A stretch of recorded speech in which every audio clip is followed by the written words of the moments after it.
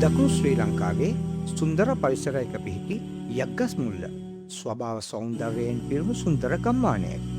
විවිධ ජාතීන් හා විවිධ ආගමිකයන් ජීවත් වන මෙම ගම්මානයේ සංහිඳියාව හා සහජීවනය ගොඩනැංවීමේ වටිනා වැඩසටහනක් මෙම ගම්මානයේ පිහිටා ඇති මුහියද්දීන් ප්‍රධාන ජුම්මා දේවස්ථාන පරිශ්‍රය තුළ සිදුවිය.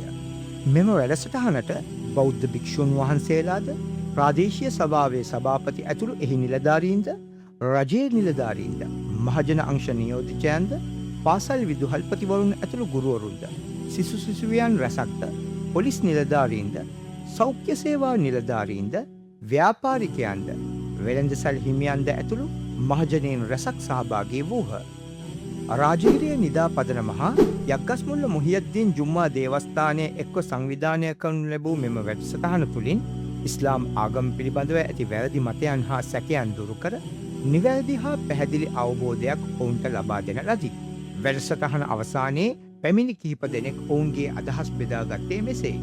ඉස්ලාමීය ආගම පිළිබඳව ශරියා නීතිය පිළිබඳව සහ මම සමහර දේවල් සාකච්ඡා කරා ඒගොල්ලෝ සමග. මොකද මට සිංහල කාන්තාවක් විදියට දැනෙච්ච දෙයක් තියෙනවා.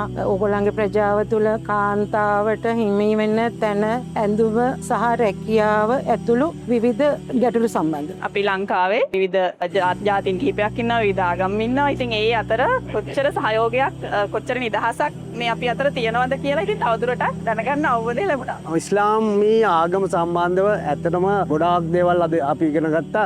කාන්තාවන්ට කාන්තා හිංසනය පිළිබඳව අපිට කියලා දුන්නා. එහෙම කාන්තා හිංසනයක් නැහැ මෙතන. එතකොට කාන්තාවන්ට පල්ලියට යන්න තහනම් කරලා තියෙනවා කියලා කිව්වා. එතකොට කාන්තාවන් මේ කොටු කරලා හිර කරලා තියාගෙන ඒගොල්ලෝ ඇත්තටම එහෙම දෙයක් කළා නැහැ. ඇත්තටම කාන්තාවන්ට පිරිමින්ට සියලුම දෙනාට පොදුවේ මේ සියලුම දේ වැඩ කටයුතු ටික කරගෙන යන්න පුළුවන් විදියට ඒ නීති අපිව දැනුවත් කරා. අපිට වැරදි මතනේ ගොඩාක් තිබුණේ අපේ ළඟ. බොහොම ම්ලේච්ඡත්වයට ගිහිපු අදහස් තිබුණා කියලා අපි දන්න. හැබැයි ඒ සියලුම දේ අද දුරු වුණා. මිනිස්සුන්ට තිබිය යුතු ගුණාංග ගොඩාක් තියෙනවා ආගමේ. ඉතින් මම මගේ ආගම් ભેදයක් කොහොමත් නැහැ.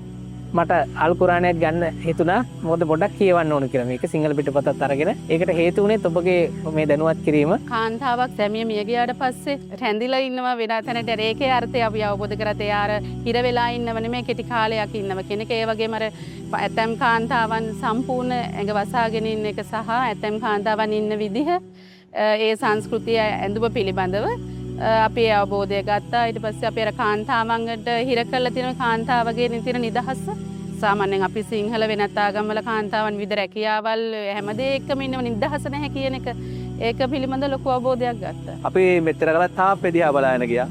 අපි බැම්මක් දිහා බලාගෙන ගියා. මොනාරි බෝඩ් එකක් දිහා බලාගෙන ගියා. වහලක් දිහා බලාගෙන ගියා.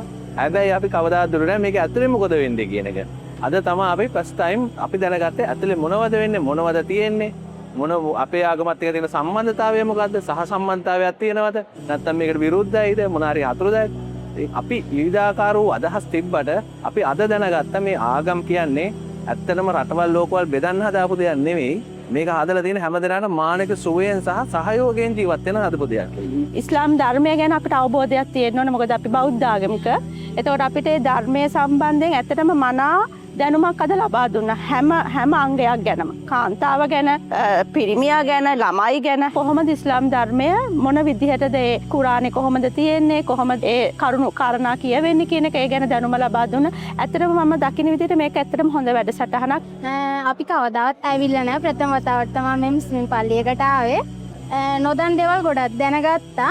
ඒ වගේම තමයි ඇදහිලි විශ්වාස ඒව දැනගත්තා.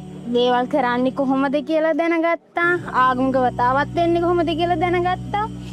නොදැකපු දේවල් ගොඩක් දැනගත්තා. පාසල් ළමුන්ගේ අතර තමයි මේක යන්න ඕන. ඒකට හේතුව ළමයිනේ කවදාද වැඩිහිටු වෙන්නේ. ළමයි තමයි මේ අනවබෝධයෙන් ඉන්නේ. අනවබෝධය තමයි විශාලම ගැටලුව. නිසා අවබෝධය ලබා දුන්නොත් මං හිතන්නේ කිසි ගැටලුවක් වෙන්නේ නැහැ. නිසා පාසල් ළමුන් මූලික කරගෙන මේ වැඩේ කරොත් හොඳයි කියලා තමයි මට හිතෙන්නේ. මෙවැනි වැඩසටහනක් ඔබගේ ප්‍රදේශයේ පැවැත්වීමට නම් නිදාපදනම අමතන්න.